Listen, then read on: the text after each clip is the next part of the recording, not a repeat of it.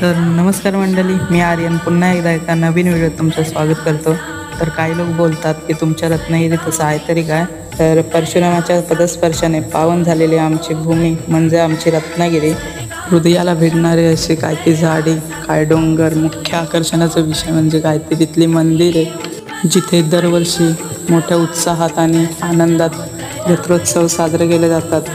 अशी आपल्या रत्नागिरी जिल्ह्याला लाभलेली सुंदर अशी मंदिर आहे. त्याचप्रमाणे आपल्या रत्नागिरी जिल्ह्याला लाभलेले मोठे मोठे समुद्रकिनारे, आरेवारे, कसे ज्याला आपण देवगडी समुद्र म्हणून देखील ओळखतो, आणि आपला गावखडी समुद्र.